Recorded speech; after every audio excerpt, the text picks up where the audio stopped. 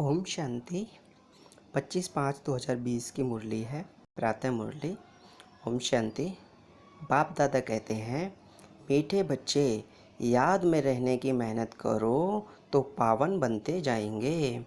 अभी बाप तुम्हें पढ़ा रहे हैं, फिर साथ में ले जाएंगे। प्रश्न है, कौन सा पैगाम तुम्हें सभी को देना है? उत्तर है, अब घर चलना है, इसलिए पावन बनो। पवित्र पतित पावन बाप कहते हैं, मुझे याद करो तो पावन बन जाएंगे।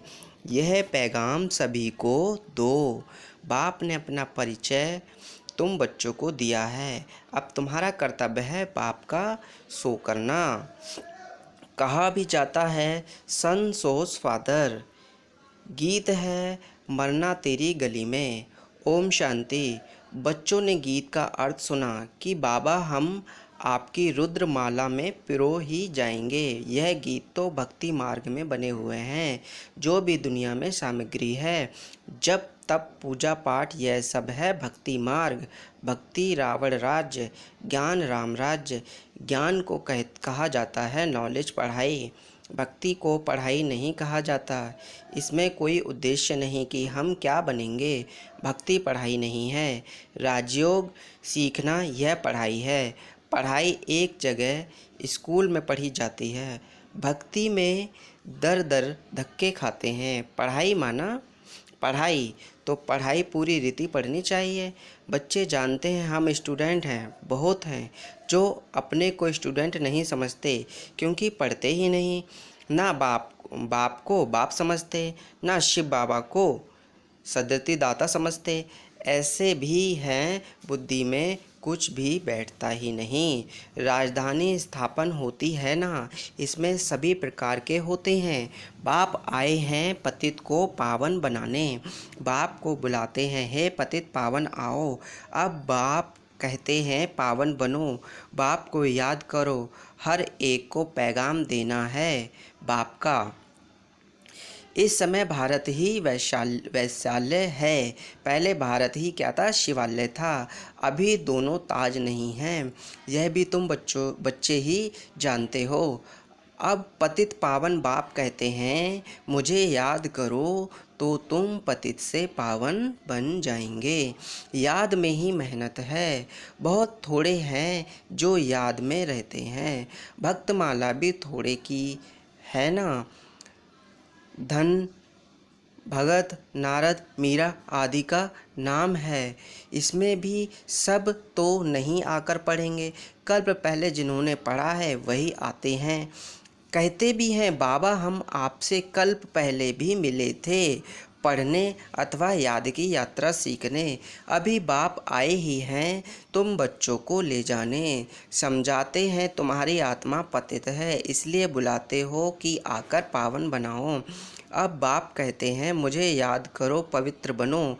बाप पढ़ाते हैं, फिर साथ में भी ले जाएंगे। बच्चों को अंदर बहुत खुशी होनी चाहिए। बाप पढ़ा रहे हैं। कृष्ण को बाप नहीं कहेंगे, कृष्ण को पतित पावन नहीं कहेंगे। यह किसको भी पता नहीं कि बाप किसको कहा जाता है और फिर वह ज्ञान कैसे देते हैं। यह भी तुम जानते हो। बाप अपना परिचय बच्चों को ही देते हैं। नए नए कोई से बाप नहीं मिल सकते। बाप कहेंगे सन सोस फादर। बच्चे ही बाप का शो करेंगे। बाप को कोई से भी मिलने बात करने का नहीं है। भले इतना समय बाबा नए नए से मिलते रहते हैं। ड्रामा में था, ढेर आते थे। मिलिट्री वालों के लिए भी बाबा ने समझाया है, उनका उद्धार करना है। उनको भी धंधा तो करना ही है, नहीं तो दुश्मन वार कर लेंगे। सिर्फ बाबा को याद करना है। गीता में है, जो युद्ध के मैदान में शरीर छोड़ेंगे वह स्वर्ग में जाएंगे, परंतु ऐसे तो जा न सके। स्वर्ग स्थापन करने वाला भी जब आए तब ही जाएंगे। स्वर्ग क्या चीज़ है यह भी कोई नहीं जानते। अभी तुम बच्चे 5 विकारों रूपी रावण से युद्ध करते हो। बाप कहते हैं, अशरीरी भव, अपने को आत्मा निश्चय कर मुझे याद करो और कोई ऐसे कह ना सके। सर्वशक्तिमान एक बाप के सिवाय कोई को कह नहीं सकते। ब्रह्मा विष्णु शंकर को नहीं कह सकते। ऑल माइटी एक ही बाप है। Word all mighty authority. ज्ञान का सागर एक बाप को ही कहा जाता है। यह जो साधु संत आदि हैं वह हैं शास्त्रों की अथॉरिटी। भक्ति की भी अथॉरिटी नहीं कहेंगे, शास्त्रों की अथॉरिटी है। उन्हों का सारा मदार शास्त्रों पर है। समझते हैं भक्ति का फल भगवान को देना है। भक्ति कब शुरू हुई, कब पूरी होनी है, यह पता नहीं। भक्त समझते हैं भक्ति से भगवान राजी होगा, भगवान से मिलने की इच्छा रहती है, परंतु वह किसकी भक्ति से राजी होगा? जरूर उनकी ही भक्ति करेंगे। तब जो राजी होगा ना। तुम शंकर की भक्ति करो तो बाप राजी कैसे होगा? क्या हनुमान की भक्ति करेंगे तो बाप राजी होगा? दीदार हो जाता है, बाकी मिलता कुछ नहीं है। बाप कहते हैं मैं भल साक्षात्कार कराता हूँ, परंतु ऐसे नहीं कि मेरे साथ आकर मिलेंगे। नहीं, तुम मेरे साथ मिलते हो। भक्त भक्ति करते हैं भगवान से मिलने के लिए, कहते हैं पता नहीं कि भगवान किस रूप में आकर मिले, इसलिए उसे कहा जाता है ब्लाइंड फेथ। अभी तुम बाप से मिले हो, जानते हो वह निराकार बाप जब शरीर धारण करे तब ही अपना परिचय दें कि मैं तुम्हारा बाप हूँ। 5000 वर्ष पहले भी तुमको राज्य भाग्य दिया था, फिर तुमको 84 जन्म लेने पड़े। यह सृष्टि चक्र फिरता रहता है। द्वापर के बाद ही दूसरे धर्म आते हैं, अपना अपना धर्म आकर स्थापन करते हैं। इसमें कोई बड़ाई की बात नहीं है, बड़ाई किसकी भी नहीं है। ब्रह्मा की बड़ाई तब है जब बाप आकर प्रवेश करते हैं, नहीं तो यह धंधा करता था। इनको भी थोड़े ही पता था मेरे में भगवान आएंगे। बाप ने प्रवेश कर समझाया है कि कैसे मैंने इसमें प्रवेश किया, कैसे इनको दिखाया। मेरा सो तुम्हारा, तुम्हारा सो मेरा, देख लो। तुम मेरे मददगार बनते हो अपने तन मन धन से, तो उनकी एवज में तुमको यह मिलेगा। बाप कहते हैं मैं साधारण तन में प्रवेश करता हूँ, जो अपने जन्मों को नहीं जानते, परंतु मैं कब आता हूँ कैसे आता हूँ यह किसको पता नहीं। अभी तुम देखते हो साधारण तन में बाप आए हैं, इन द्वारा हमको ज्ञान और योग सिखला रहे हैं। ज्ञान तो बहुत सहज है। नरक का फाटक बंद हो, स्वर्ग का फाटक कैसे खुलता है यह भी तुम जानते हो। द्वापर में रावण राज्य शुरू होता है, अर्थात नरक का द्वार। नई और पुरानी दुनिया को आधा आधा में रखा जाता है। तो अब बाप कहते हैं मैं तुम बच्चों को पतित से पावन होने की युक्ति बताता हूँ। बाप को याद करो तो जन्म जन्मांतर के पाप नाश हो जाएं। इस जन्म के पाप भी बनाते हैं, याद तो रहते हैं ना, क्या पाप किए हैं, क्या क्या दान पुण्य किया है, इसको अपने छोटेपन का पता है। कृष्ण का ही नाम है सावरा और गोरा श्याम सुंदर। उनका अर्थ कभी कोई की बुद्धि में नहीं आएगा। नाम श्याम सुंदर है तो चित्र में काला बना दिया है। रघुनाथ के मंदिर में देखेंगे वहाँ भी काला, हनुमान का मंदिर देखो तो सबको काला बना देते हैं। यह है ही पतित दुनिया। अभी तुम बच्चों को ओना है कि हम सावरे से सुंदर बने हैं, उनके लिए तुम बाप की याद में रहते हो। बाप कहते हैं यह अंतिम जन्म है, मुझे याद करो तो पाप भस्म होंगे।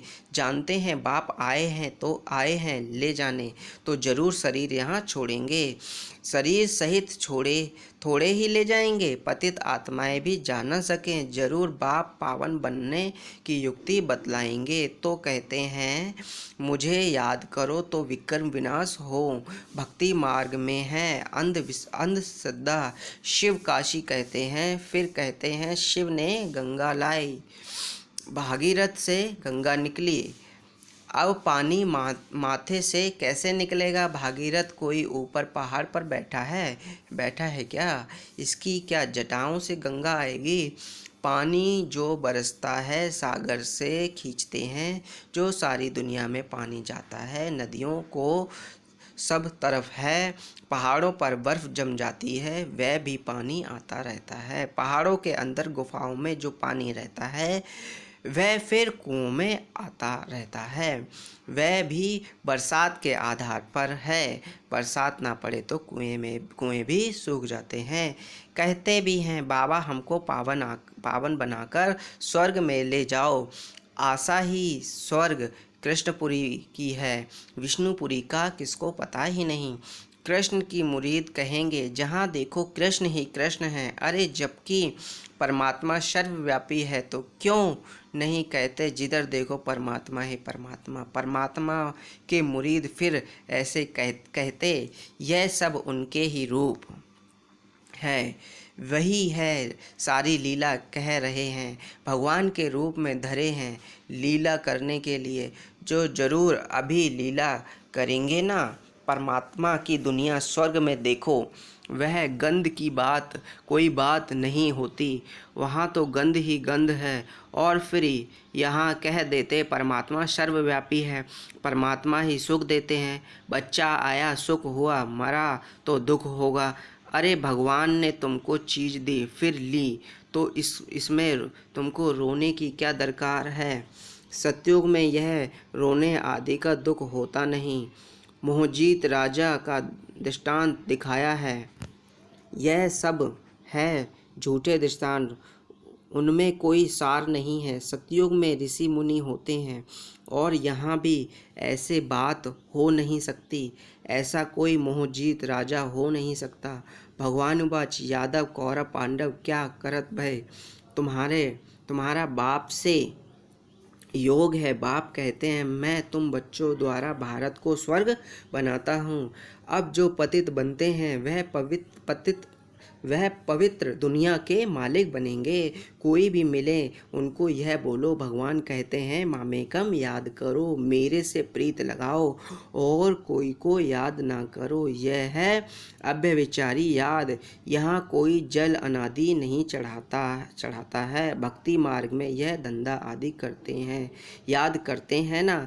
गुरु लोग भी कहते हैं मुझे याद करो, अपने पति को याद नहीं करो। तुम बच्चों को कितनी बातें समझाते हैं, मूल बात है कि सभी को पैगाम दो। बाबा कहते हैं मामेकम याद करो, बाबा माना ही भगवान। भगवान तो निराकार है, कृष्ण को सब भगवान नहीं कहेंगे।